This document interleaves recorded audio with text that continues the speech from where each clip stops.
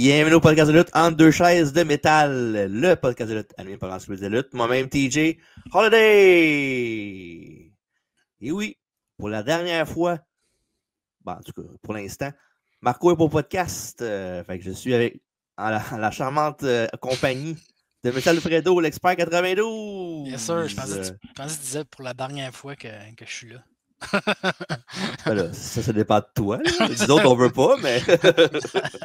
Alors, il y a un remplacement de Marco. Marco, il revient au prochain podcast. En tout cas, dernière nouvelle, c'était ça encore. Là.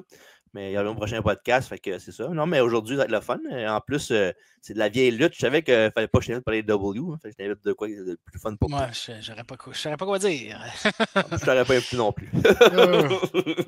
Ça va bien, toi, Alfredo? Ça va bien. Ouais. Ouais. OK. Ouais. J'aime ça avec toi. C'est clair, net et précis. Fait qu'évidemment, aujourd'hui, on passe à la semaine numéro 9 avec le gros combat de cage avec Hulk Hogan contre Paul Orndorff, Mr. Wonderful.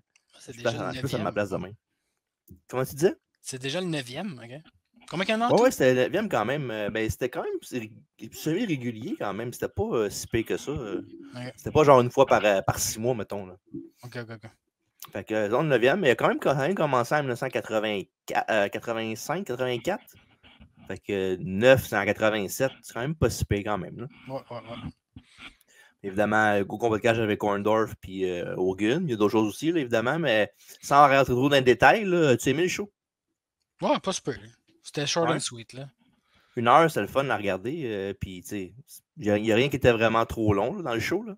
Ouais. Sont-ils toutes 1 heure, à peu près? Je me rappelle pas. Give or take. Là, ouais, c'est ça. Peut-être 1h30 des fois, ça peut arriver. Là, mais quand en même, général, c'est ça. Quand même, pour 1 heure, il y avait quand même couple de matchs. Là. C'était pas juste deux main events. C'était quand même. C'était assez rapide. Là. Ouais, c'était pacté. Il n'y avait pas. À part peut-être le dernier match que on s'en collait pas mal. Là. Ouais, c'est mais bon. Je sais même pas c'était qui, mais en tout cas. Jimmy Jack Funk puis la Tech Mulligan. Mulligan, oui, mais l'autre, aucune idée c'était qui, man. Ouais, t'as rien manqué. Ça fait, c'est vieux. Ça, c'est. J'ai pas revu ça comme. Si j'ai vu ça comme jeune, je l'ai pas revu après. Fait que, comme... Tu parles le lutteur ou tu parles le show? Non, le show, là. Pour vrai, je pense pas de l'avoir revu ça plus vieux, là. Puis si je l'ai vu, je me rappelle pas. OK. Ben, trop oui, vieux. on va pas. C'est pas ça, t'es trop modeste. Ouais, non, le show est trop vieux. Ouais, OK, je vais te c'est ça. Non, je te niaise. Je te taquine. Je ferai pas ça. Quand Marco est là, c'est correct. Là, on fait ça pour le show, mais là, je ne ferai pas parce que Alright, avant de parler de ça, évidemment, la semaine passée, tu étais là la semaine passée pour le podcast qu'on a fait avec Kevin Brien. On a fait les jeux vidéo de WWF du premier jusqu'au dernier en console, évidemment. Puis quand je dis dernier, je parle pas genre de W2K25, c'est vraiment WWF avec le premier Raw sur Xbox. Avant le Get the F Out. Ouais, exactement. Puis, c'est-tu le pire là-dedans? On va l'enlever, 2 secondes, mais c'est-tu quoi? Le pire là-dedans, c'est que la WWF est plus longtemps la WWE aujourd'hui qu'a été la WWF. Ouais, mais c'est vrai. Ben, ouais, c'est vrai. Ben, c'est comme on tu sais, les années 80, on dirait que c'est 20 ans, mais ça fait pas 20 ans. C'est un peu le même raisonnement. Là. Ouais, c'est le fameux meme. Là. Dans ma tête, qu'est-ce que ça fait 10 ans? C'était genre, mettons, je sais pas. Austin. Triple H contre. Non, pas Triple H, mais mettons Austin contre The Rock à WrestleMania X7, mais 10 ans, mais ça fait genre 25 ans, tu sais. Ah, c'est malade. Là. Dans ma tête, 25 ans, c'est Hogan, mais c'est encore plus loin que ça. Là. Aucun crise de bon sens. Ouais. Va vite. Ouais, un peu trop vite. Bref, fait qu'allez voir ça, les jeux vidéo de WWF qu'on a fait la semaine passée au podcast. Bien, ça arrive partout. Et sans plus tarder, Alfredo, je sais que d'habitude, c'est Marco qui le fait, puis il aime pas bien ça, même si dans le fond, il dit ça, mais je sais qu'il aime ça. Dans la vraie vie! Yes sir! Le segment où j'ai fait donner à Marco dans la culture populaire, c'est dans le tour de l'événement d'aujourd'hui, qui sera la semaine numéro 9. Il n'est pas là, Marco. Fait que ça va être toi, puis ça va être bien franc avec toi, là. Ça va être tough. Chanson numéro 1 en Amérique du Nord. Faut donner des indices, mais là, l'affaire, c'est que c'est. Je peux donner un indice là-dessus. Attends, quelle année? En 87. Hey boy. Ça, c'est en 87, c'est en janvier 87. Ouais, là, il me faut des indices, parce que là... Ça fait, c'est je sais pas comment... Faudrait que je trouve le nom du groupe, peut-être, les tunes qu'il y avait dans la chanson-là. Là. Attends, on va trouver ça. Puis c'est pas le... C'est le mois, là. C'est quel mois? La semaine du 4 janvier 87. Oh, ok, j'en ai. Le groupe a fait une chanson, des chansons avant, c'est Eternal Flame, une des tunes qu'ils ont faite. Puis l'autre, c'est Manic Monday. Les Bengals.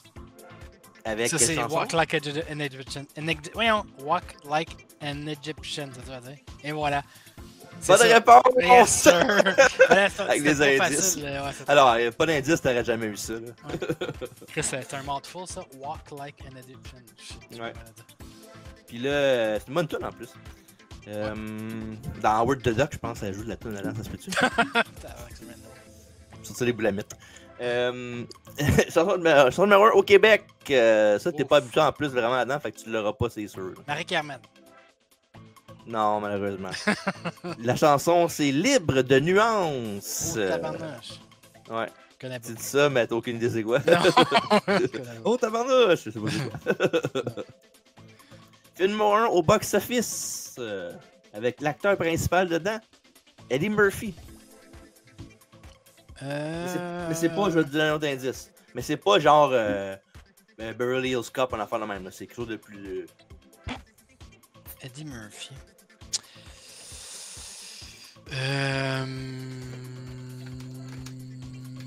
Le truc du Tibet, ça se peut-tu? L'enfant Golden Child. L'enfant sacré du Tibet? Ouais. Bonne réponse! Donnez-moi la belt. Va juste t'inviter toi au podcast.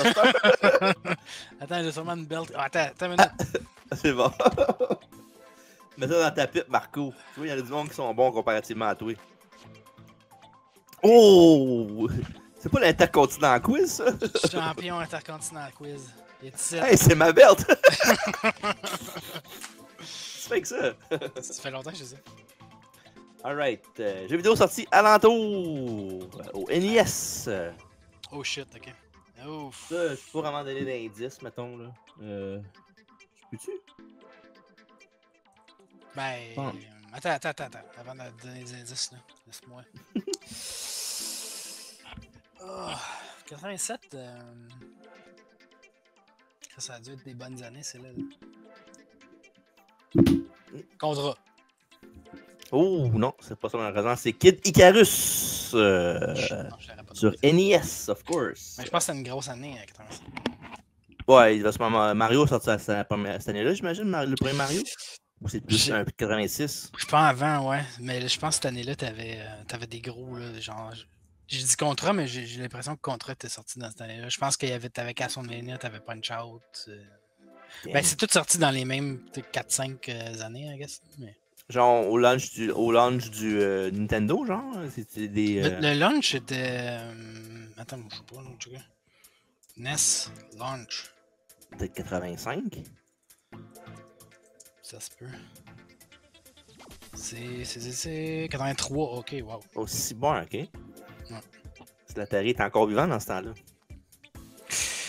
Ah non, 83 c'est au Japon. 85 aux States. Au Japon, c'est le Famicom, non? Famicom, ouais, c'est ça. Il est sorti comme 2 ans avant. Ok. C'est ça. Ben, parfait. Dans le monde du sport, ça, je vais te dire, ben, je ne devrais pas devenir, ça sert à rien. Non. L'attaquant champion de la NBA des Boston Celtics, Larry Bird, est nommé homme de l'année par Sporting News et athlète de l'année par Associated Press. C'est la première fois qu'un athlète remporte les 2 distinctions. Nice. Ouais. Et là, sur le WF Magazine, du mois de janvier, décembre-janvier 86-87, Roddy Piper, le Hot Rod, sur le cover. Belle cover quand même. Ouais. J'aime bien la couleur, en tout cas, en arrière. Ouais, les beaux petits ça fait Pepto-Bismol. Il est chaud. Il est très chaud. Ouais. Si Piper faisait son retour à WF, évidemment, là, il avait pris un petit break. Là, il revenait dans presque l'entour de ce show-là d'aujourd'hui. Il y a ça. Et aussi dans les journaux, pour annoncer l'avenue du show, ben c'est ça, Hogan qui nous pointe, dit viens-t'en nous voir lutter. Ah oui. Ouais, évidemment, avec on va les Hogan Orndorff et bien sûr Macho Man contre George Steele. Et aussi, c'est dans le journal, mais aussi pour annoncer que ça sera un main event. Ça, c'était écœurant. C'est pas beau. Ça, c'est dans le journal avant le show. Sûrement la veille ou la journée d'avant. Là. Puis on voit Hogan qui barre et qui défait des barreaux lui-même. Pour vrai, c'est balade. Fait que c'est ça. Ce qui conclut dans la vraie vie. Merci d'avoir participé. On peut la laisser la toune tout le long. Tu peux laisser au complet. Oh, on va l'arrêter tout de suite. Pause. That's it. Voilà. Parfait. Bon. Et sans plus tarder, es-tu prête pour son semaine numéro 9? Je suis prête. Parfait. Mais avant de commencer, on est champion en puissance. On a World Champion Hulk Hogan, Intercontinental Randy Savage, Tag Team. Dans ce show-là, quand Mean interview Macho Man avec Randy Savage and his manager Elizabeth.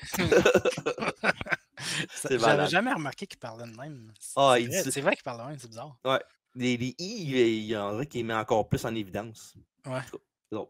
Champion par équipe, c'est les British Bulldogs. La championne féminine, c'est Fabulous Moolah, qui avait 87 ans à l'époque.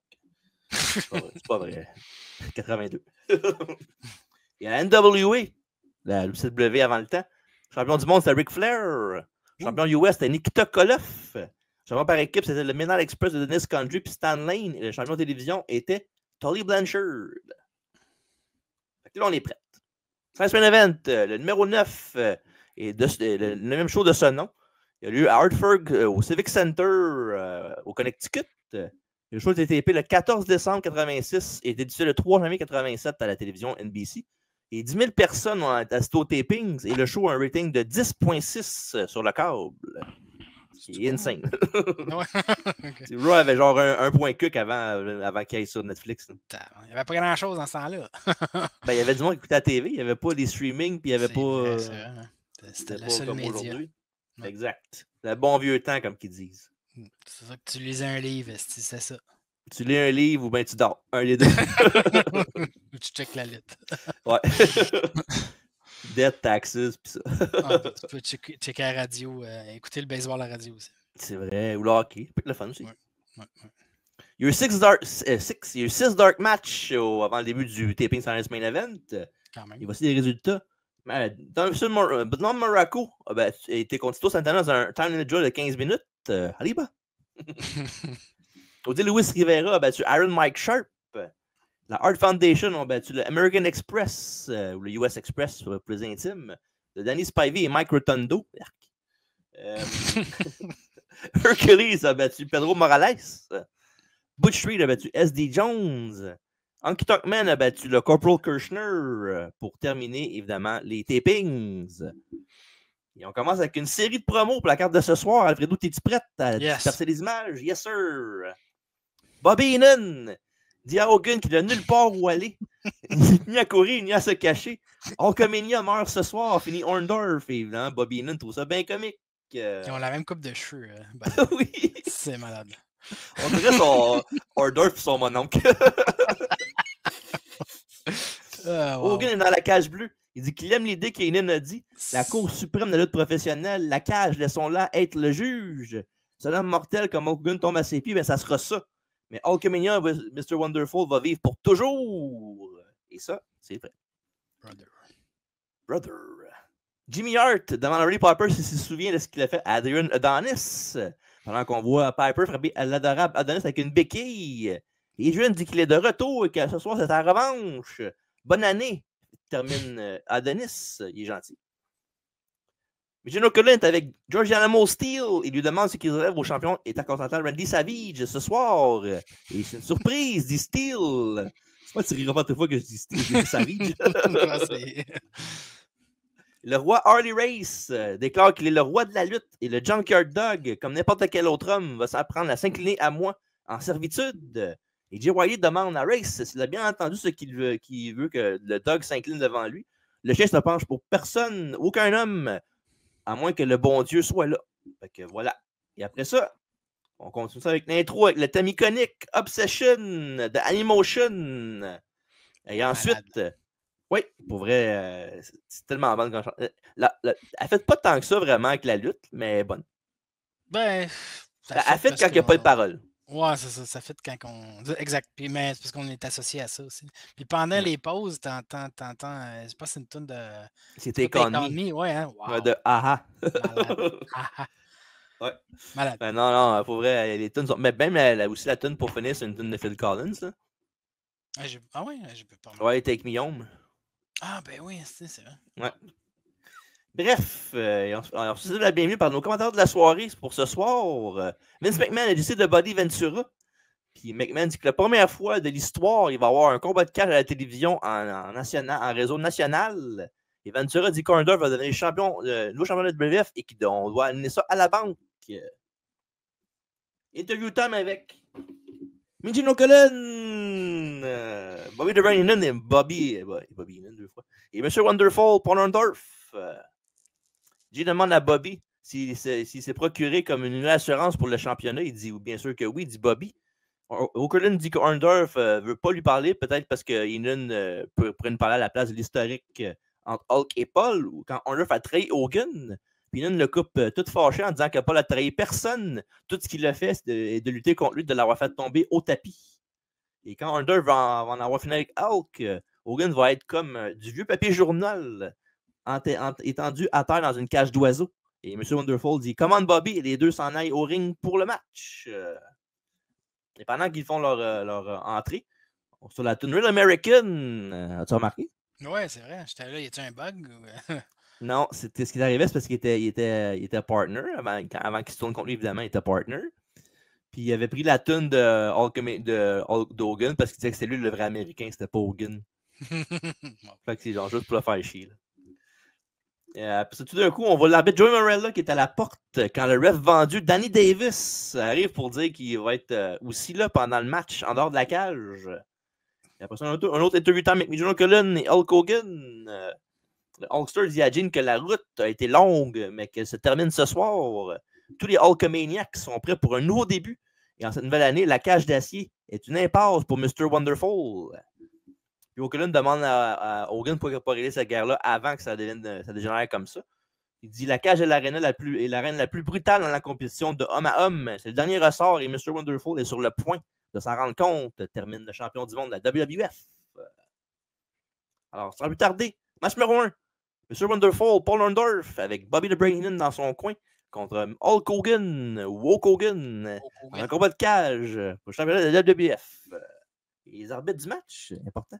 Joey Morella et Danny Davis. Puis si vous voulez un petit compte rendu de l'histoire entre Hogan et Orndorff, ben c'est ça. Hogan et Orndorff ont vraiment commencé à WrestleMania 1. Quand après le match, dans le main event de WrestleMania 1, c'était Mr. T puis Hogan contre Piper puis Orndorff. Puis à la fin du match, ben, ils ont perdu. L'équipe d'Orndorff a perdu à cause que Orton le knocké avec son plâtre. Puis Piper puis Orton avaient blâmé Orndorff puis ils l'ont laissé tout seul. Puis Hogan et Mr. T ont été voir Orndorff puis ils ont dit t'es-tu correct? Puis tout.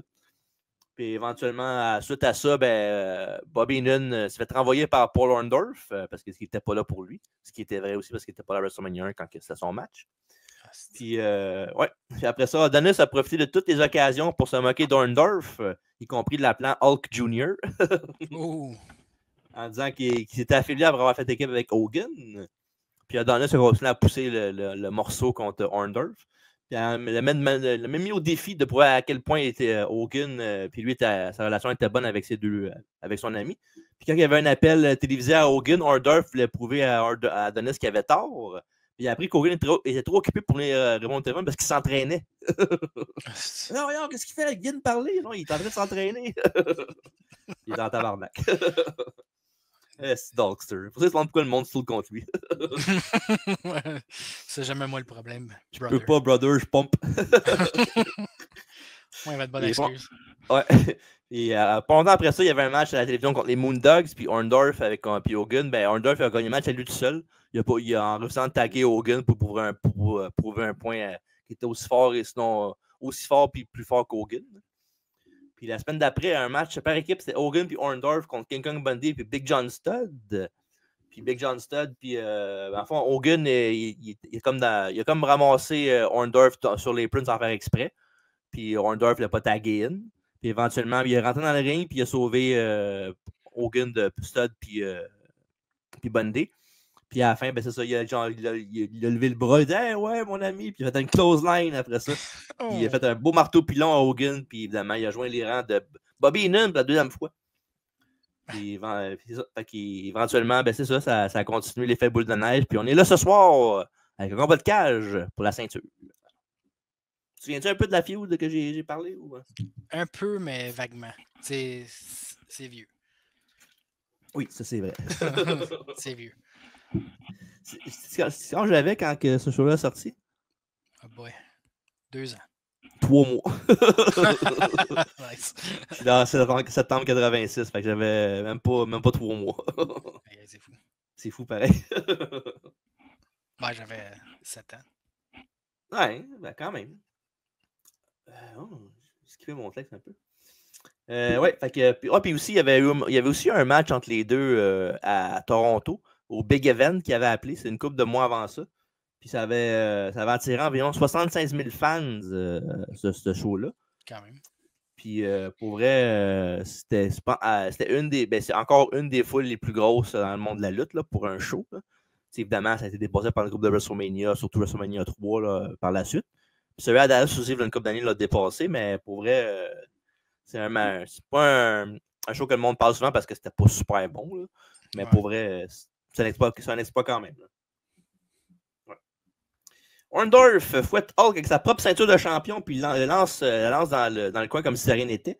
Et entre des coups de pied au champion, Orndorff tente à plusieurs reprises de s'échapper. Puis à chaque tentative, Hulk le tire par les chevilles. Orndorff a l'air de sortir, mais Hulk le tire par les cheveux. Pas pour lui, il va pas faire du bien. Il lui enfonce la tête dans la cage à plusieurs reprises après. Et Hogan prend son bandeau, puis il s'en sert pour l'étrangler. Orndorff avec, mais ça ne dérange pas, c'est un combat de cage sans disqualification. La violence. Ouais, mais regarde, c'est ça qui arrive. Blood feud. Ouais, exactement. Hulk tente sa première tentative d'évasion en sortant, mais Orndorff le tire au sol. Puis plus encore, Hulk, il rate un coup de coude et Hulk se retrouve debout. Il détruit Orndorff et tente de sortir, mais l'arbitre vendu, Danny Davis, a barré la porte. Là, il y a des verrouilles pas non plus. Et l'autre arbitre, Joe Marella, arrive pour aider, mais c'est trop tard parce qu'Orndorff est là pour garder Hogan dans le ring. Les deux gars se frappent le visage contre la cage pour laisser mettre ses fesses. Après ça, maintenant, ils essaient tous les deux de s'échapper de chaque côté de la cage et atteignent le sol en même temps dans un vrai photo finish, comme on peut voir sur YouTube à l'instant. Oui. Et ouais, puis évidemment, Davis, l'arbitre vendu, dit qu'Orndorff a gagné. Mais Marella dit que c'est Hogan le vainqueur. Puis ce qui est hot là-dedans, c'est que. Tu peux l'enlever, Alfredo, merci. Ouais. Ce qui est le fun là-dedans, c'est que la toune, elle joue. Fait que tu dis, il y a un gagnant. Les deux en même toune. Oh, yeah, tu fais, oh shit, les lutteurs ne savent pas qui a gagné. Ils pensent les autres parce que c'est leur toune qui rentre avec. Fait que c'est quand même bien pensé, pareil, quand tu checks ça. Là. Ouais. Ouais. Tu fais genre, il a gagné Hogan. Mais non, c'est la toune Orndorff, ça.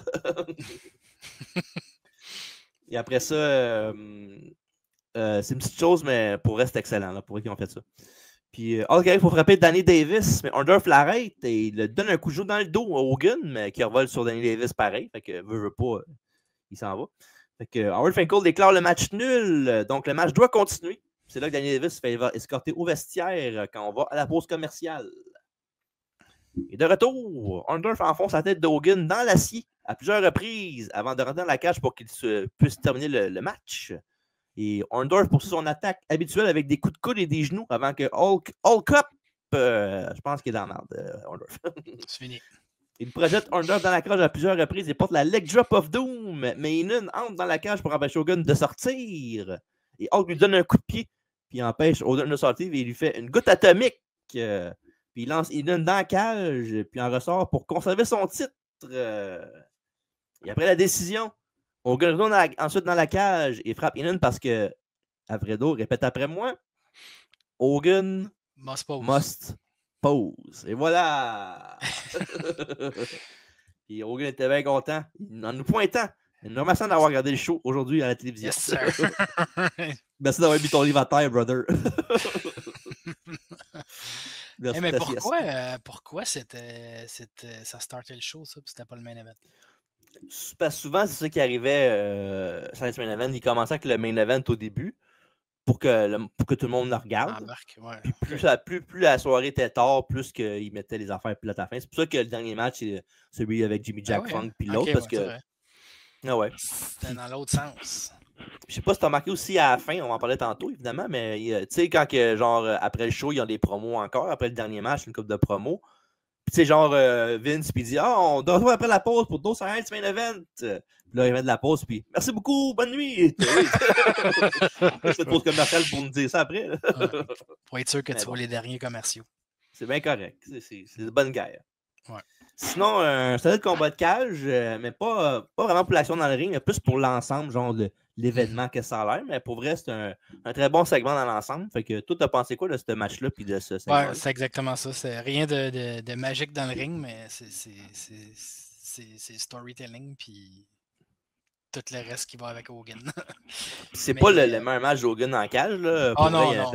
Il en a fait un contre Bossman une couple d'années après, là, ou peut-être l'année d'après, je pense, 88-89, qui est excellent. Qu'on a fait d'ailleurs au podcast, fait qu'allez le voir si vous ne l'avez pas vu. Puis non, c'est short and sweet, là. Tu sais, c'est pas. C'était un peu plus long, ça aurait commencé à trouver ça un peu plate, là, mais. Ouais. C'était pas. C'est quoi le runtime de ça, en gros? Je pense que c'est quelque chose comme genre 13 minutes, peut-être, 12-13 minutes. Parfait. Avec la pause commerciale, là, fait que. C'est-tu la fin de la feud? Ben en fait, c'est mon prochaine affaire que je vais dire, c'est ça. Mais non, oui, en gros, c'était la fin de la feud pas mal. Là. C'est le blow-off aussi, mais ils ont fait une couple de matchs dans show pareil par la suite. Là. Okay. Souvent, c'est ça qui arrivait. Ils faisaient des blow-offs à TV, mais ils continuaient les house shows après pour mousser les ventes de gala. Pour Hogan, son prochain gros défi va être à WrestleMania 3, bien sûr, contre André le Géant. Puis Orndorff, il va être à temps partiel dans les prochains mois à cause d'une blessure. Et quand il va revenir, il va faire un face turn pour renvoyer Bobby Heenan pour la deuxième fois. Quand Heenan voulait que Orndorff avoue que Rude, qui était le nouveau gars dans la Heenan Family, qui avait le meilleur corps de la business, c'était un insulte pour Orndorff. Puis il a dit non, mon estitué. Fuck Rick Rude.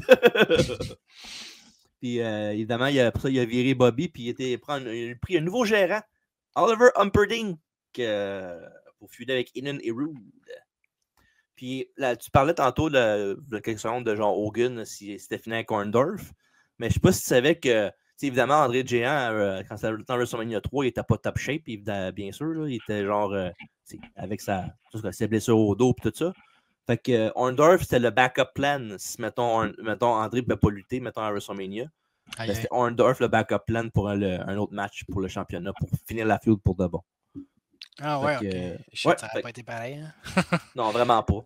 Surtout avec la foule qui a 93 000 personnes, puis là, du jour au lendemain, ben, c'est un nouveau match qui annonce. Là, le monde aurait été fâché, oui, mais je pense pas qu'il aurait boycotté le show pareil. Là. C'est quand même Hogan dans le main event contre une feud qui est à la télévision. Là. Ben oui, ça aurait été pareil. Interview time avec Gino Cullen, Miss Elizabeth et Macho Man Randy Savage. Gene nous dit que la saga entre Steel et Elizabeth est étrange. Puis il y a de ça 1 an à Tampa, où George a rencontré Elizabeth pour la première fois. C'était l'amour à première vue pour Steel, en tout cas. Et cette belle histoire de l'amour, l'histoire de la belle et la bête a continué jusqu'à temps que Macho Man a été poussé trop loin. Puis là, pendant qu'il dit ça, ben, ils montrent des images que genre George est dans les cordes, puis Macho Man dit quoi que les fleurs qu'il avait donné à Elizabeth. Il est grainé dans la face. Comme un malade mental. Ouais, fait qu'après ça, O'Cullen demande à Liz si elle pense que la surprise de George la concerne. Elle commence à répondre quand Randy lui demande quand est-ce qu'elle va se former, quand est-ce qu'elle va se former à la boîte quand le champion. Shut up! Il est tellement méchant avec. Quand est-ce qu'il va s'affermer parce qu'il est champion et que le monde s'en fiche de ce qu'elle a à dire. Puis Gene répond à Macho que Steel, lui, il a l'air à il s'en fiche pas de ce qu'elle a à dire. Puis ça veut dire de ne pas le contredire. Puis il crée Elizabeth que c'est dans aller au ring. Puis il s'en va après pour laisser Mean Gene. Il dit que la prochaine fois qu'il parle de main, il va le gifler. Puis il va le clouer au mur. Il y a aucune finale en disant que Savage est instable et que la surprise de Steel a peut-être de quoi avoir avec ça. Pendant l'entrée de Macho Man et Elizabeth, Vince parle de la beauté de Denise Elizabeth, puis Ventura dit d'arrêter de faire ça parce que ça commence à être fatigant. À toutes les fois qu'il arrivait, ben, Vince disait oh ouais, la belle Elizabeth est tellement jolie. Puis Ventura était tout le temps genre, ferme donc ta boîte, arrête donc de faire ton macho. Ah oui. Et bien sûr, après ça, c'est la réplique avec Joe Cullen et George Animal Steel. Et Gene dit à George que tout le monde est curieux de savoir c'est quoi la fameuse surprise. Joe Cullen demande si ça a rapport avec Elizabeth. Puis Steel pointe la caméra. Puis il prend Gene par le collet puis l'amène de force vis-à-vis. Et l'animal dit que c'est là que O'Cullen c'est là. Et O'Cullen dit qu'il voit la surprise. Puis quand Steel part, ben Gene dit qu'il peut plus avancer. Puis on va faire savoir ce qui est le match pour savoir c'est quoi la surprise.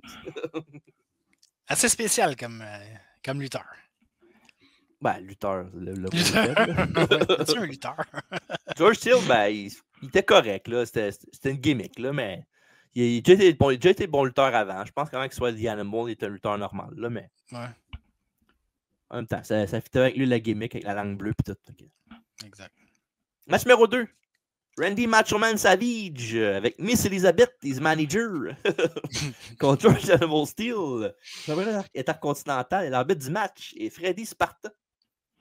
Et comme j'ai dit plus tôt, la rivalité est à peu près depuis 1 an, avec entre autres un match de championnat intercontinental à WrestleMania 2, que Savage avait gagné pour gagner le match, rester champion intercontinental.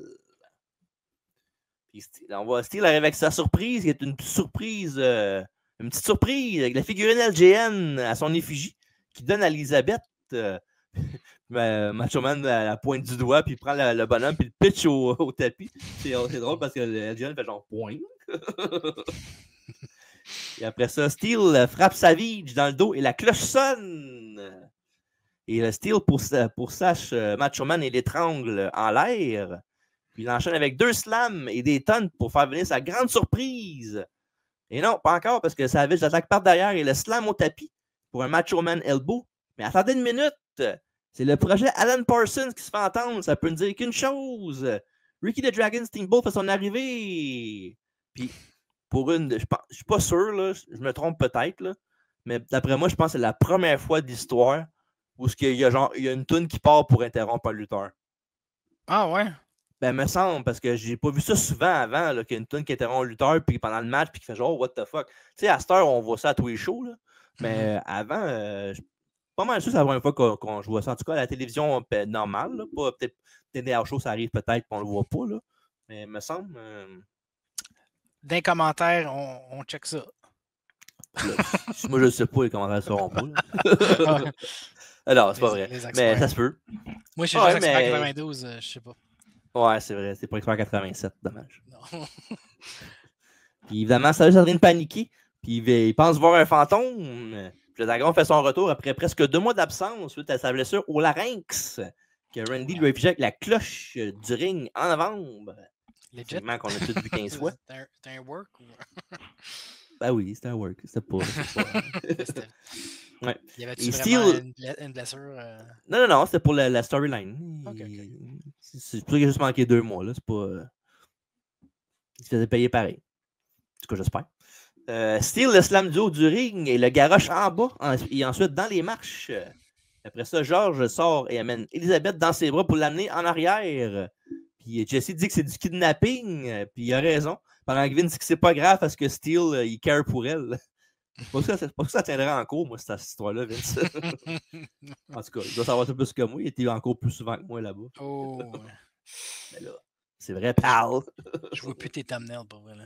Je sais même pas c'est quel le next. Ah, ben le next, c'est pas grave. Je pense que je peux le faire pareil. Je pense que je vais être correct. Et voilà. Oh ouais, c'est quand il va c'est quand Elisabeth s'en va avec. Oh.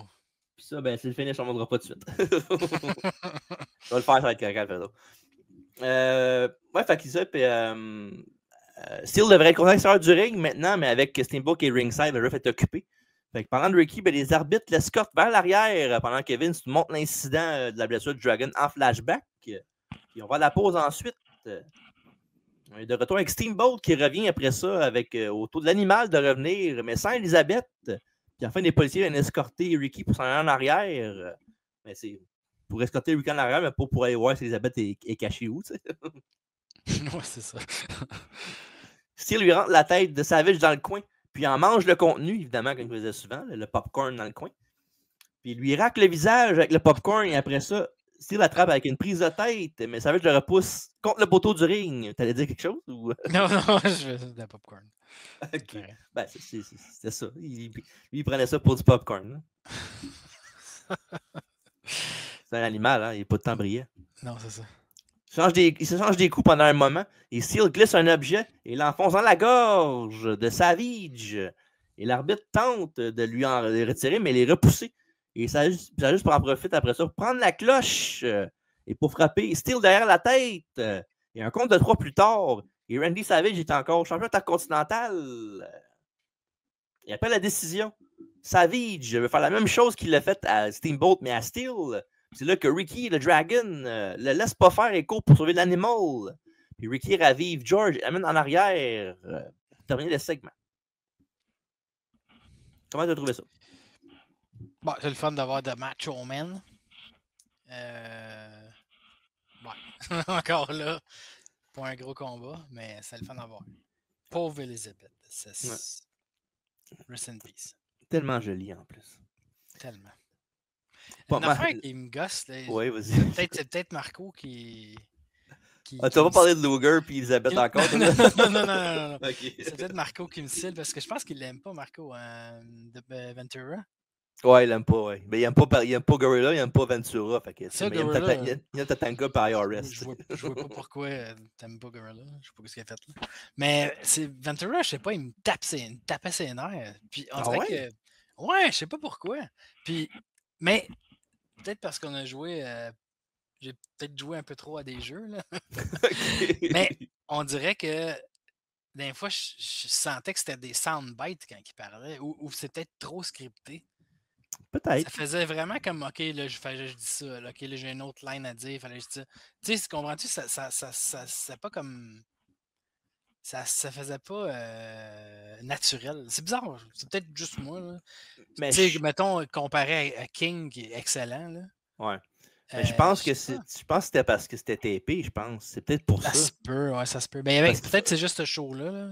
Ouais, parce qu'ils font le dubbing par après, si c'est TP. Là. Des fois, ils faisaient les segments genre bienvenue au show, puis la fin de la fin avec la foule parce qu'il n'y avait pas le choix. Mais je pense que le reste, c'est peut-être qu'ils faisaient du dubbing à Stanford après. Là. Ça se peut. En tout cas, il y a quelque chose qui faisait en sorte que c'était comme par-dessus, tu comprends? En tout cas, c'était une petite note que j'avais. Ah, parfait. Louis Marco, il n'écoute pas, mais Louis, il se rend pas jusque-là. Fait que... non. C'est à tous les podcasts qu'on fait, le monde ne se rend pas jusque-là. Bonnes vacances! Ouais. Puis pour vrai, c'est pas un peu un avancement de storyline que d'un match, là, pour vrai. Puis, mais encore là, c'était effectif parce que ça a fait la job que ça avait à faire. Puis c'était pas mauvais. Ouais.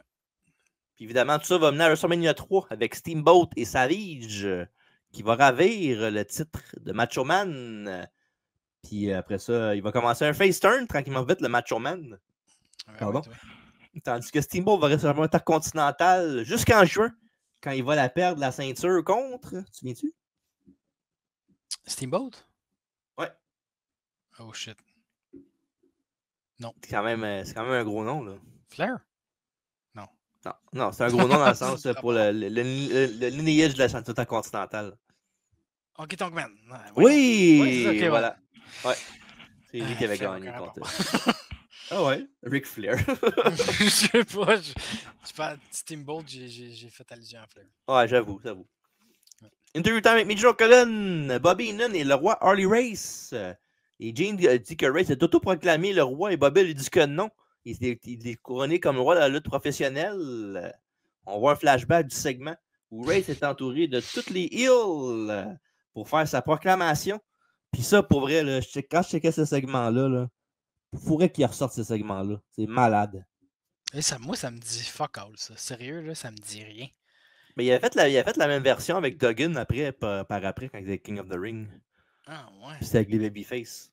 Y a-tu gagné un tournoi pour ça? Oh, ouais. C'était le King of the Ring qu'il avait fait de cette année-là. Il avait gagné. Puis il avait donné ça à lui. Puis, oui, lui, il avait fait cette coronation-là. Il y avait aussi, comme j'ai dit, Duggan. Puis Macho King aussi en avait fait une aussi. Là. OK.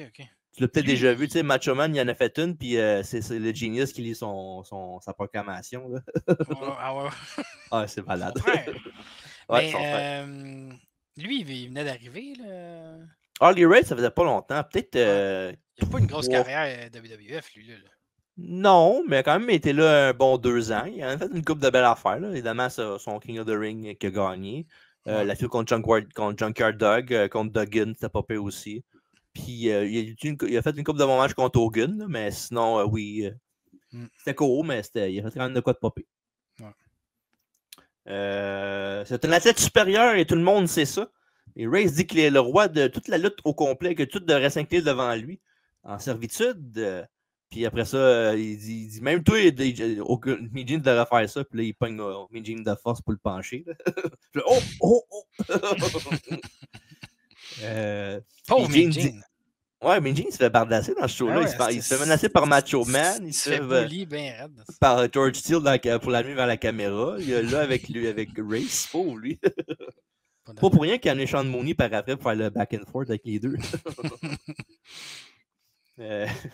Harley s'arrange pour que Heenan le fasse en forçant évidemment. Puis Gene dit qu'il ne pourra pas faire ça à JYD. Mais Bobby dit que le chien va se barwaouer à ses genoux. Et il le garantit. Et les deux partent ensuite. Et on a l'entrée d'Harley Race, bien sûr, après ça, avec la toune que Lawler a pris par après, là, la toune de Royal. Oui. La seule toune Royal qu'il y avait dans le stock. Dans le soundboard. Il y a deux butants avec Mijin O'Cullen et le Junkyard Dog. Et JYD dit à Mean Gene que le pays n'a jamais eu de reine ni de roi et que le seul temps qu'un moment de Popal lui ont dit de s'incliner, c'est devant le bon Dieu. Puis il demande à qui Race pense qu'il s'en prend avant de quitter l'entrevue. Test à faire. Ouais. Donc, match numéro 3. King Harley Race avec Bobby the Brain Heenan dans son coin contre le Junkyard Dog et l'arbitre du match, Danny Davis. Oh non, pas le ref vendu. Ça sort de où, le ref vendu? C'est quoi l'histoire? Ben, le ref vendu, Danny Davis, il avait aidé Macho Man à battre Santana pour le titre intercontinental parce Macho Man avait pris un objet pour le frapper puis il l'avait pas vu. Il avait aidé les Bulldogs à perdre contre le Hart Foundation. Ah ouais? Puis après ça, le président Jack Tunney, il a dit, ça c'est malade, il était suspendu à vie plus 10 ans. Es-tu revenu? OK. Ah, ben c'est calme, à vie plus 10 ans. À vie, c'est déjà beaucoup, là. Un petit peu. Ouais. Puis éventuellement, il était avec le Hart Foundation, Dangerous Danny Davis. Puis il a fini par revenir en ref normal, genre une couple d'années après ça, il est revenu ref normal, puis il était bien correct. Ah ouais. C'était l'ancêtre de ton ref préféré, Nick Patrick. Hey, je vais le dire tout de suite, là. Bientôt au podcast, il y a un show qu'on fait de CW, puis il y a un match que c'est Chris Jericho avec une main attachée dans le dos contre Nick Patrick. Oh my god. Première affaire qu'il y a dans le match, c'est quand Jericho le frappe, l'autre fait oh. C'est malade, j'ai hâte d'en parler. Et Race avait gagné le King of the Ring 86 au mois de juillet de cette année-là, l'année d'avant, en battant George Steele. Puis il y en a eu un bail à la ronde suivante. Puis il a battu Billy Jack Haynes et Pedro Morales en grande finale. Donc, tu demandais tantôt que c'était vraiment King of the Ring. Ben oui, c'était ça, en 86. Bim. Race met JYD au tapis avec un jab gauche et lui donne un coup de coude pour un compte de 2. Ça, Race place son high knee et un knee drop pour un autre 2. Et JYD riposte et whip Race épaule première dans le poteau. Et JYD lui donne un coup de tête, mais Davis lui parle et ça permet à Harley de revenir. Il avait donné une suplex ventre à ventre. Mais c'est pas suffisant. Race fait son coup de tête en tombant, mais JYD le no-sell, parce que bien sûr, le chien a la tête dure. Et le dog réplique avec ses coups de tête et lance Race à l'extérieur du ring.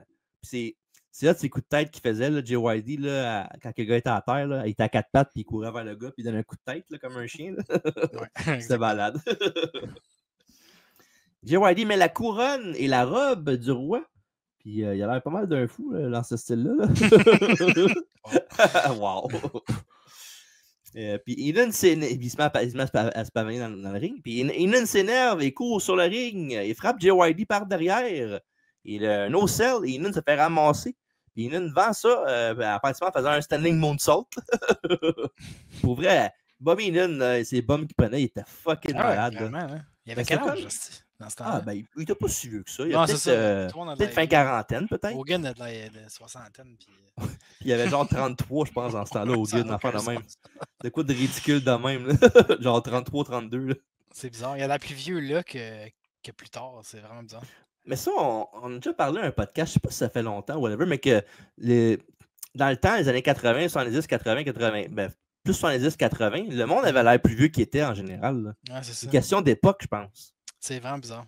Parce que des fois, je vois des vidéos sur YouTube ou Facebook, des gens des shorts, puis ils montrent le monde dans les années 80 à l'école, puis genre, tout le monde a l'air tout vieux d'en face, j'ai plein de rides, mais ils ont 16 ans. Genre. Il faudrait étudier ce phénomène-là. Ouais. Ça va être beau dans 20 ans. Puis aussi, Heenan a déjà été lutteur, fait que c'est facile pour lui de prendre des bombes de même aussi, là, pour vrai. Puis, ouais, c'est vraiment impressionnant quand même. Tout ça a permis à Race de s'élancer de la 3 et de mettre Jay Whitey de niveau d'un coup de coude à l'épaule. Puis, je ne sais pas si tu as remarqué, là, Jay Whitey donne un coup de poing à Bobby Heenan le premier coup, puis le coup de poing est correct. Puis après ça, genre, il tient Heenan par le collet, puis il est genre de même comme ça, puis il donne un petit coup de poing super poche, là. Avant que Race. OK. Ouais, c'est genre parce que Race avait pris du temps avant de sauter avec son coup, fait que l'autre, il était genre de même. Il descend-tu? Non? Puis il a fait un petit punch genre nowhere, genre. C'est comme un punch pour niaiser, genre même, là. Ouais. Puis évidemment, ben, après un double team de Race et Heenan, mais ça donne la victoire par disqualification au Junkyard Dog. Après la décision, il continue le beatdown bien après le son de la cloche. Puis quand Jay Whitey s'en déprend, il tente de sauter sur Race, puis l'arbitre de Danny Davis le retient. Ce qui est drôle, c'est que genre pendant tout le long, les autres sont 2 contre 1, puis il fait rien. Aussitôt que Race a l'avantage, l'autre il le pogne en waistlock. Non, arrête! Puis Jay Whitey le repousse et envoie Davis au tapis avec un coup de tête. Mais pour prouver qu'il est gentil, ben, il l'a relevé puis il l'a passé dans le coin. T'es-tu correct? OK. Et pour la 3e fois de suite, un autre match pour ramasser la feud. Puis pour vrai, rien d'autre à rajouter vraiment pour ça. Là. Ouais, de 2 colosses. Je peux t'avouer que j'ai perdu un peu l'attention pendant ce combat-là. Je sais pas pourquoi. C'est correct. Je ne blâme pas. Mais ouais, c'était bon pareil. La rivalité va culminer par un match à WrestleMania 3 au Pontiac Silverdome de Michigan, où Race a battu Jay Whitey clean après un belly-to-belly. Puis Jay Whitey a dû s'incliner devant lui, devant Race pour le titre de vainqueur. Mais après qu'il ait fait ça, ben, Race s'est relevé puis s'est retourné. Puis Jay Whitey l'a frappé avec une chaise ou quelque chose. Puis il a mis la cape. Puis comme tu l'équipes, il est parti avec sur le kart. Là. Il y a une belle petite ovation. Il n'y a aucune je ne sais pas si il était comme ça, là, mais un peu dans ce style-là. Wow. Et dans un mini picture, mon préféré, Adonis nous dit qu'il est de retour et que Piper est sur le point de vivre son pire cauchemar. Après ça, McMahon nous envoie au vestiaire Dorndorf et Heenan ou Mr. Wonderful. Check la coupe, ils ont la même coupe. C'est fou. Ouais, c'est juste la teinture qui n'est pas pareille. Wow. On dirait des bonhommes pas des bonhommes, des chutes de bonhommes de lutte.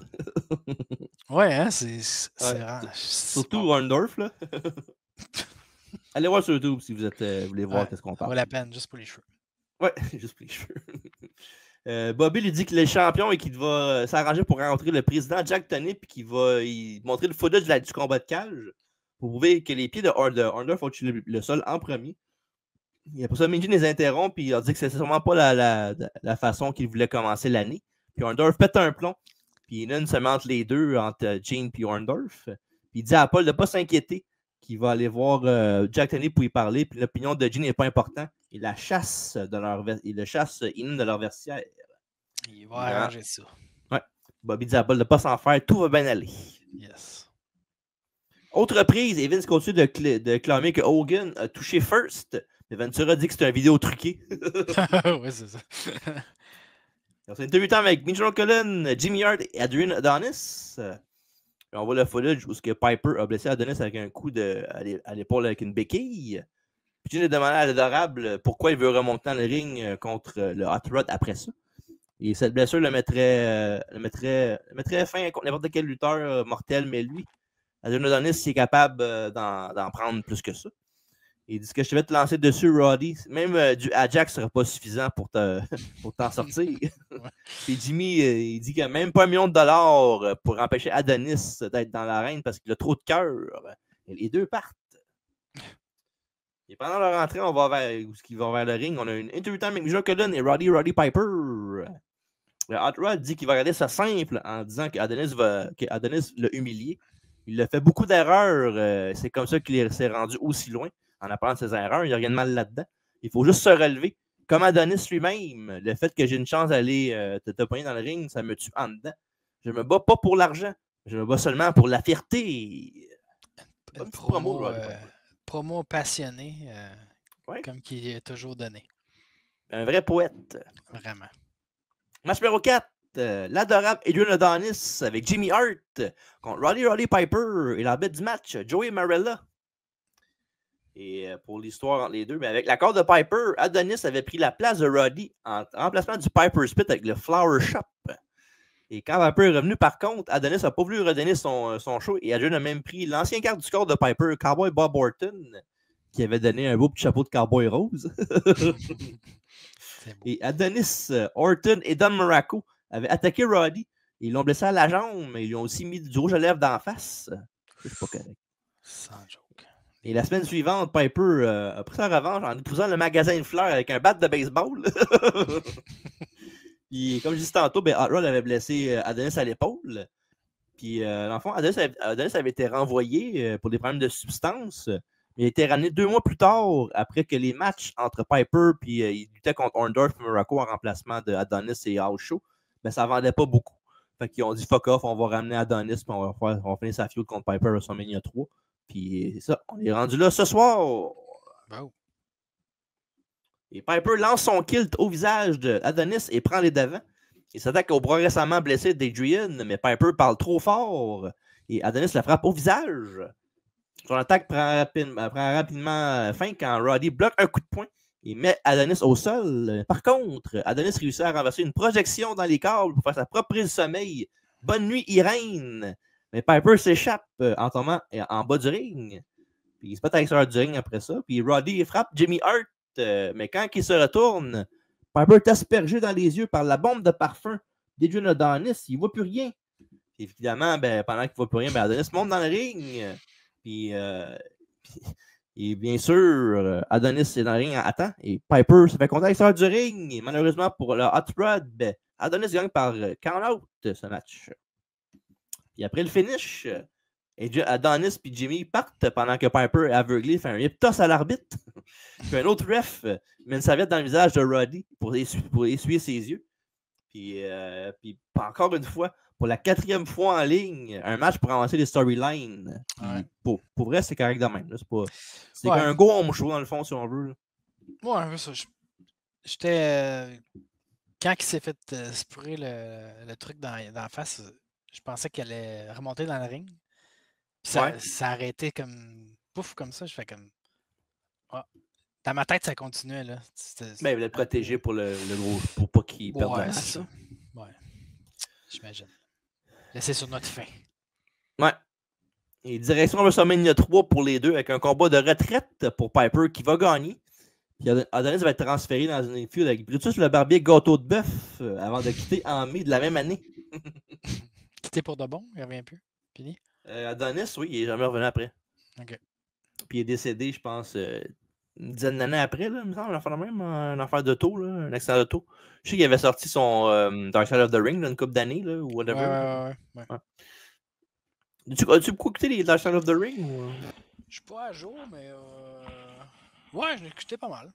Puis, tantôt, on parlait de le King Harley Race. Là, était quand même... C'est là que... Moi, je le connaissais pas beaucoup, à part quand il name drop, là, tu sais. Mais, ouais, comme une vie assez méritant une émission, mettons, là. Ouais. C'est cool. Puis, je me demande, combien il y a de personnes qui restent à faire cette émission-là? Mais là... Maintenant, il a pris ça. C'est quoi, la 5e saison, je pense, encore même? Ouais, mais là, tu sais, il faudrait qu'il fasse des trucs peut-être plus modernes. Ouais. Peut-être plus des événements que des. Ouais, mais il y avait Bash at the Beach, là, me semble, pas longtemps, là, Ouais, aussi. c'est ça. Peut-être des affaires spécifiques, là. Il y a toujours des trucs à faire, là, j'imagine. Mais à un moment donné, il Ils ont faut que fait tu un creuses épisode plus. Ouais, ils ont fait un épisode sur Screwjob que j'ai manqué, peux-tu? Je pense que oui. Je peux pas croire qu'ils l'ont pas fait, là, s'ils parlent de tout le monde de même. Là. Crème, bonne question. Je suis même pas sûr. Sûrement les premières saisons, j'imagine. Ouais. Parce que, avec ça, puis Chris Benoit, c'est les deux affaires qui vont parler le plus pour une émission dans ce style-là. Là. Ouais, c'est ça. Ouais. Bref, interview time avec Major Cullen et Hulk Hogan, puis tabarnak, le manteau d'Hogan est écœurant. Oui, c'est ça. Oh wow, j'en veux un. McDonald's, c'est bon, mais. Ouais, McDonald's, cool. ouais, en effet. Très cool quand même. Ouais. Sans joke, là, j'en voulais un.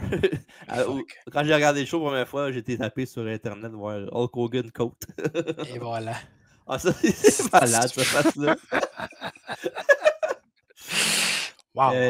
Hogan dit qu'il ne connaît pas l'agonie de la défaite parce qu'il est sur un high naturel et du frisson de la victoire. Et pas tout le monde dans la place le savait qu'il gagnerait contre Orndorff, puis il aime ça de même. Puis tout le monde, sauf un, réplique Gene. Puis O'Cullen dit qu'il a parlé à Heenan et Orndorff et que Bobby lui dirait qu'il amènerait du fudge à Jack Tunney du finish. Puis il dit à Paul qu'il sera couronné champion dans environ un mois. Puis c'est là que j'ai dit dans mon texte, monter la face d'Hogan. Oh, excuse. Non, c'est pas grave. Ça va à peine regarder deux fois. Ouais.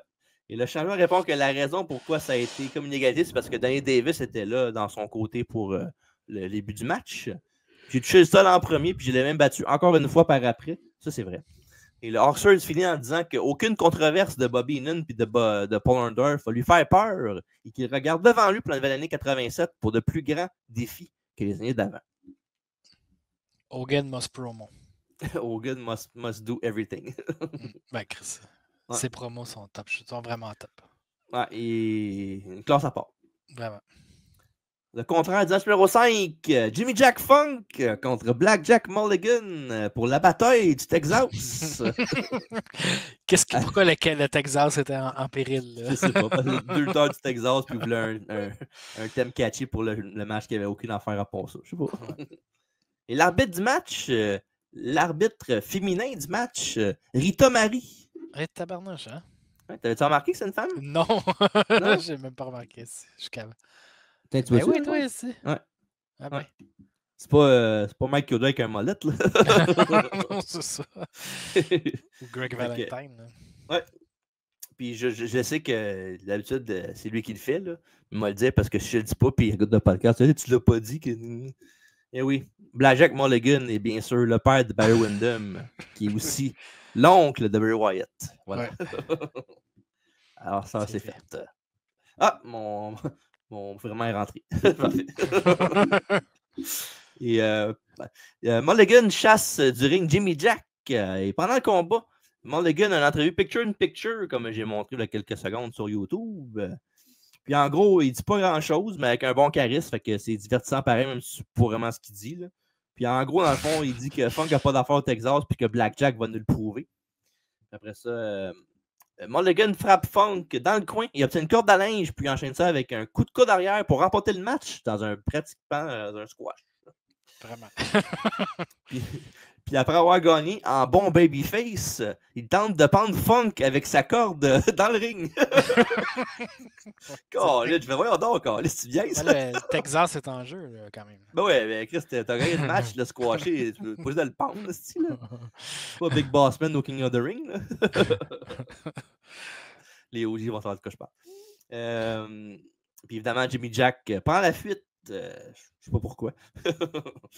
Fait qu'un squash peut boucler la boucle et parler des événements plus importants du show. Toi, le match, t'as-tu pris des notes? Ah ouais, c'était fou. Je pense que tout à l'heure, je me demandais c'était qui l'autre dude. Ouais, je comprends. C'est Jim Ross. L'autre dude, c'est Jim Ross? Il y a un petit look Jim Ross en rouge. Ça se peut, je sais pas remarqué. Ouais. Avec le chapeau puis en rouge, je sais pas, ça faisait Jim Ross roll. Bizarre. OK. Well, là-dessus, on va continuer. Ça te dérange pas? Non. Les deux vont continuer vont quitter la WWF d'ici la fin de l'année. Jimmy Jack Funk, lui, va après une altercation avec Aku backstage. Et non, malgré la légende urbaine qu'Aku a crevé un œil de Funk dans un fight, Aku a démenti ça. Il a dit qu'il a tout fait pour ne pas blesser Funk. Puis Aku est mon ami, fait que je vais le croire sur parole. Yes. Et après ça, Vince et Jesse nous passent en revue ce qui s'est passé ce soir. Et après ça, McMahon nous envoie à la pause. Puis Raven nous souhaiter la bonne nuit. Et Vince nous dit que le prochain Series Main Event va avoir lieu en direct de la ville du moteur, Détroit, au Michigan. Il nous souhaite bonne année. Et Ventura demande qu'est-ce qu'il y a de joyeux là-dedans. Et c'est suite du générique de la chanson Take Me Home de Phil Collins. Et c'est comme ça. Se termine l'événement principal du samedi soir, numéro 9. Fait que, tes impressions du show, mon cher ami? Pas le best, mais quand même bien. Comme je te dis, short and sweet, ça s'écoute bien. Il y a eu une coupe de... Je pense que juste de voir Hogan puis Macho Man, ça vaut la peine. Macho Man Randy Savage. Savage, oui. Mais, ouais, c'était genre... C'était le fun quand même. Comme j'ai dit tantôt au début du show, c'était juste 1 heure, fait que ça a passé vite. C'est ça. Mais c'est pas un peu sur un go-home show pour WrestleMania 3 que d'autres choses, là, même si c'est genre 2 mois plus tard. Là. Ouais. Mais non, il n'y a rien dans ce show-là qui est trop long pour rien. Tout est short and sweet. Il y a des bonnes promos. L'histoire avance bien. Fait que pour vrai, j'ai pas à me plaindre de ce show-là. Je pense qu'il a fait une très bonne job. Ça a servi sa purpose. Ouais. As-tu un moment fort du show, ton moment préféré, mettons? Ouf. Hogan Mospo, j'imagine. Les promos d'Hogan. Toutes les promos du début, t'as le fun, par contre. Tu sais, c'est tellement mieux de voir ça que de voir des épées sur téléphone ou ben du monde qui rentre dans le stade qu'on voit aujourd'hui. Ouais. Juste d'avoir comme... Je trouve ça vraiment le fun. Ouais, Hogan est d'accord avec toi, il t'écoute. Ouais, de l'au-delà. Alright, c'est ça, c'est pas mal ça. Comme tu dis, moi aussi j'ai bien aimé ça voir Macho Man Randy Savage. Mais aussitôt que Gino Colin interview Macho Man, moi je suis aux petits anges. He's manager. The Lovely Vessel is a beat. Les E, c'est des I dans le fond. Ouais. Fait que c'est ça, fait que c'est ce qui conclut le review du Series Main Event numéro 9, Orndorff contre Hogan dans la cage. Fait qu'allez le voir, là. Je vous suggère d'aller le voir si vous êtes capable. Là. C'est juste 1 heure de votre temps, puis tout est le fun. Ouais. Ce qui était le fun aussi, c'est de faire le podcast avec toi aujourd'hui, Alfredo. J'espère que tu as eu du fun. Ben oui, c'est cool. Ouais. Puis bien sûr, allez voir les derniers rendez-vous qu'on a fait la semaine passée. Jeux vidéo de la WF avec tous ceux qu'on a parlé, du Raw Xbox, Royal Rumble au Genesis, No Mercy 64. WrestleMania Challenge au NES. Tous les jeux sont là. On parle de tous les jeux sur console. Fait qu'allez voir ça. Un peu plus long comme podcast, mais... Oui, 2h30 à peu près. Mais c'est 2h30 rempli. Si t'aimes les jeux, ça vaut la peine. Ouais. Puis il y a beaucoup de monde là, qui le demandait d'avoir un podcast dans ce style-là pour les jeux vidéo. Fait que... Puis tu sais, vous n'êtes pas obligé d'écouter au complet dès le début. Là. Vous pouvez prendre ça une coupe de shots. Ben ouais, c'est ça. Okay. Moi, je fais ça. Puis, j'écoute jamais tout d'une shot.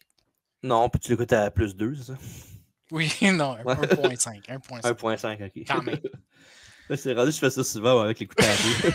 Pour vrai. Des fois, quand j'étais à ma job, puis genre, mettons, les vidéos durent 1 demi-heure, puis il me reste 25 minutes. Let's go. On va l'écouter à 0.2. quand il reste le temps qu'il me reste, je l'écoute à la vitesse normale. Et voilà. Ouais. Mais là, le mois de août se termine avec des bons podcasts. Mais ça veut dire qu'il reste le mois de septembre qui s'en vient. Oh. Et le mois de septembre, Alfredo, je ne sais pas si tu es au courant, mais c'est un mois spécial pour le podcast. Ah ouais, as-tu une idée? Attends, moi, checker tes thumbnails. Je vais te dire tout de suite. C'est le WCW Month.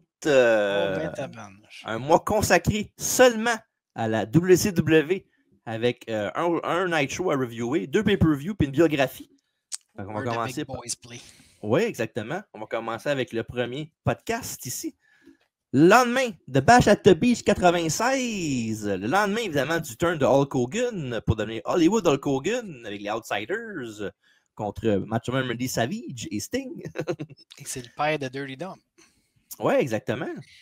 Et le père de personne d'autre. Dean Malenko, fait qu'il y a un très bon match entre ces deux-là pour commencer chaud. Fait qu'on va reparler de ça, de Night Show, le lendemain de Bash at the Beach 96. Et aussi 2 Pay-Per-View Retro Review avec World War III 1996. Et tu beau le thumbnail, hein? Wow. Malade. Je me demande qui l'a fait. On va parler de ça avec le match que j'ai parlé tantôt, là, Nick Patrick contre Jericho Mataché. Mais il y a d'autres, évidemment. Il y a le Battle Royale à 3 rings avec 60 lutteurs. Toujours le fun, même si un peu chaotique. Il y a ça. Il y a aussi, évidemment, un match entre Ultimo Dragon et Rey Mysterio. Il y a aussi Dean Malenko contre Psycho 6. Fait que des bons matchs. Et le prochain thumbnail, je sais que tu vas rire. Bash at the Beach 1999. Wow. Ça, là, c'est mon préféré. Tu t'es amusé. Je me suis gâté. Kevin Nash m'avertit, il est gentil. Ouais. Bash at the Beach 99 avec. Bon, on va le dire tout de suite, là, c'est pas un très bon show. Mais pour une des rares fois, c'est moi qui choisis le moins bon show des deux. C'est rare, hein, mais c'est ça. Ça me donne le goût de l'écouter. Hein? Bash at the Beach 99. Et on termine le mois de septembre de CW avec une biographie de lutteur et bien sûr, quelqu'un qui est synonyme avec la WCW. Diamond Dallas Page, la crasse. Avec sa biographie qu'on va parler. Évidemment, sa carrière de WCW, évidemment, sa carrière de manager aussi avant ça à la WCW aussi. Parce qu'avant d'être lutteur, il était manager de Diamond Dallas Page avec entre autres Scott Hall et Kurt Hennig. Il a fait des tryouts à WWF aussi comme annonceur des années 90. Je sais pas si tu savais ça. Ouais. Ouais. Je te montrerai, je t'enverrai le lien tantôt hors d'onde. Fait qu'il y a ça, évidemment, sa carrière WCW, WWF, et puis évidemment, bien sûr, quelque chose qui est encore plus hot que sa carrière de lutte, là, c'est qu'est-ce qu'il fait en ce moment, qu'est-ce qu'il fait depuis des années avec son DDP Yoga, là, de mettre le monde sur pied, là, pour vrai, c'est pas la meilleure affaire qu'il a faite dans sa vie, c'est ça, même s'il fait des très bonnes choses dans la lutte. Là. Fait que c'est ça. Fait que manquez pas ça, au mois de septembre, dans l'histoire, Bash at the Beach. Oui, Nitro Bash at the Beach après le lendemain. World War III 96, Bash at the Beach 99 et la biographie de DDP. Tout ça en 2 choses de métal. Hey, avez-vous fait une bio sur Piper? Je ne pense pas. Mais ça va venir. Idée, ça, ouais. Ça va venir. On a encore beaucoup de monde qu'on va de biographie encore. Là, fait que... Ouais, c'est sûr. En la regardant tantôt, je me disais ça. Puis je me disais aussi que, tu sais, quand on parle tout le temps des best of all time, je trouve que son nom ne sort pas assez. Parce qu'il est assez malade, Piper. Là. Sérieux. Parce il sort pas assez parce qu'il n'est pas in-ring, il n'est pas super bon. Je pense que c'est plus ça le problème. Il y a une petite gang qui sont pas super bons. Oui, je comprends, oui. C'est bon. C'est une idée. 2026, faut jamais dire jamais. Yes, sir. On t'invitera si on le fait. Yes. Good. Fait un mot de la fin, Alfredo, avant de nous quitter. Arrive. Non, c'est le tien, ça. Tu peux le prendre si tu veux, me dérange pas. Non, mais merci de l'invitation. Puis, retour on souhaite des bonnes vacances à Marco. Ouais, j'ai un retour de vacances. Puis, n'oubliez pas, je suis champ. C'est ma belt, ça. Ma belt. T'as jamais gagné de quiz pour la gagner. C'est moi qui... All right. Merci Alfredo d'avoir été là. C'était bien le fun. Merci. Yes, sir. Fait qu'on s'en prend pour la prochaine fois. Et mesdames, messieurs, n'oubliez pas la maison, c'est très important. Arriba!